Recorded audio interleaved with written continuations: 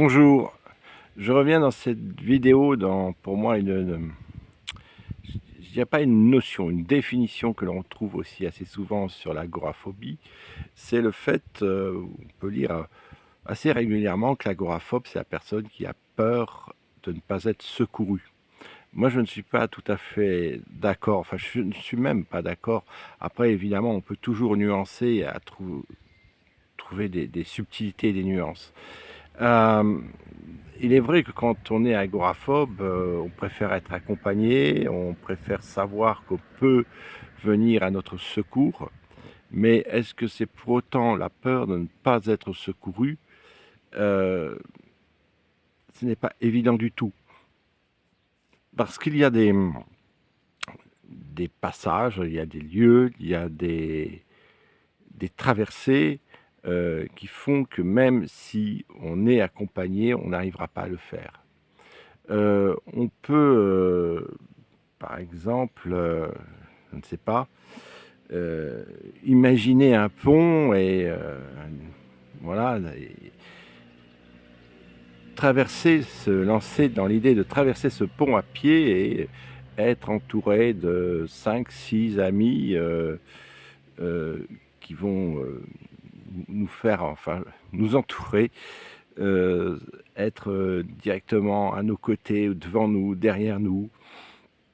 On peut avoir un autre ami qui est dans une voiture, qui va suivre vraiment un pas, un rythme très très lent, euh, ou en tous les cas s'arrêter au début du pont et se dire s'il y a un problème, je viens immédiatement, j'arrive, et voilà, tu rentreras dans la voiture, tu seras entre guillemets secouru.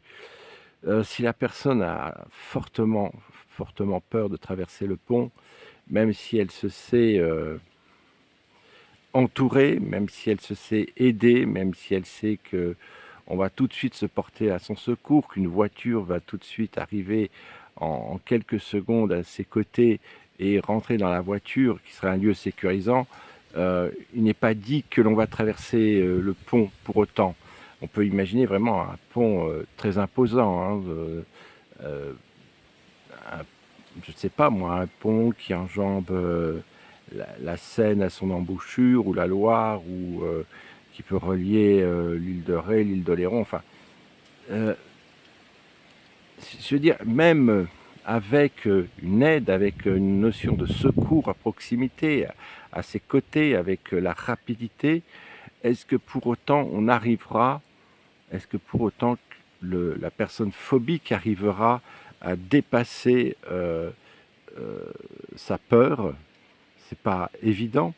Et c'est une peur que l'on peut retrouver, par exemple, pour une personne euh, la- qui a peur de l'eau, je pense qu'on doit dire aquaphobe, euh, notamment de la piscine. Enfin, la piscine, c'est toujours un peu différent des eaux naturelles, mais on peut s'imaginer une personne qui a extrêmement peur du grand bassin, qui n'y va jamais, et on peut lui dire, eh bien, écoute, tu vas sauter d'un petit plongeoir qui fait peut-être 1,50 m de haut. Il y a 5, 6 maîtres nageurs qui sont déjà à l'eau.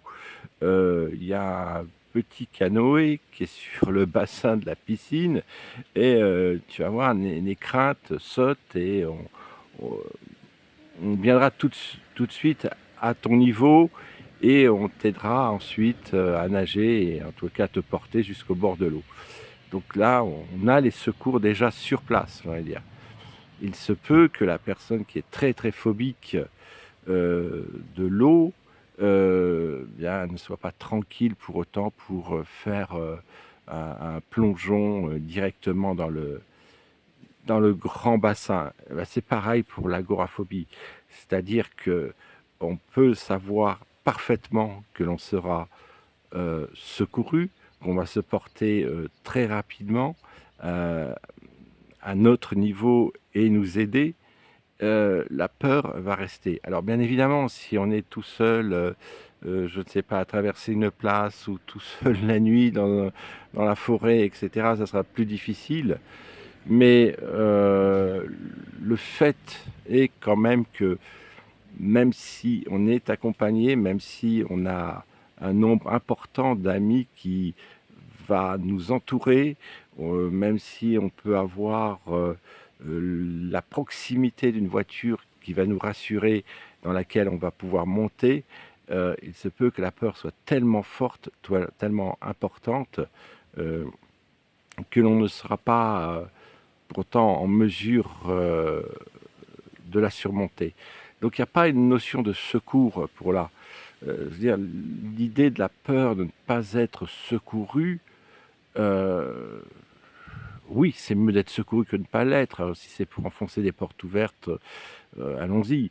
Mais il y a une peur autre, c'est-à-dire qu'il y a une peur qui est plus grande, qui est plus forte, et qui fait que l'on ne veut pas vivre une situation, qu'on ne veut pas être exposé à une situation, et qu'il y ait des secours ou pas des secours.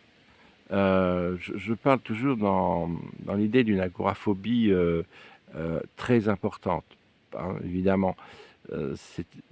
L'ensemble de ces vidéos est fait un petit peu pour décortiquer et pour clairsemer un peu le terrain, parce que je trouve que, je l'ai déjà dit plusieurs fois, on s'égare beaucoup et on se perd beaucoup dans les définitions. Donc effectivement, hein, avec un petit niveau de phobie, même j'ai envie de dire en général, euh, savoir que l'on va être aidé est aidant. Mais même en étant très très aidé, il y a des terrains, il y a des moments, euh, il y a des passages sur lesquels ça ne va pas nous aider pour autant à surmonter la peur. Alors c'est pas une idée du tout, dans ce cas-là, vous voyez bien, d'être secouru ou pas secouru. Moi, si je devais traverser un très très grand pont du côté de Saint-Nazaire, si on me dit t'inquiète pas, il y aura trois personnes de confiance derrière, devant toi et trois de confiance derrière toi, et une voiture qui est prête à démarrer et à nous rejoindre en 2 minutes, je vais me dire ouais, je serai secouru, mais je vais pas le faire. Je vais pas le faire, c'est simple, c'est clair. Euh, donc je crois qu'il faut nuancer cela. Et malheureusement, en répandant à chaque fois des fausses, des erreurs pour moi la définition même de ce qu'est l'agoraphobie, euh, ça contribue à créer un espèce de flou. Et je dirais que ce flou, il se répercute aussi sur l'ensemble des thérapeutes, et que c'est important de donner en tout cas une définition au plus juste possible pour pouvoir être aidé au mieux. Je pense que je ferai une suite à cette vidéo. Voilà, je vous remercie de votre écoute. Je vous salue.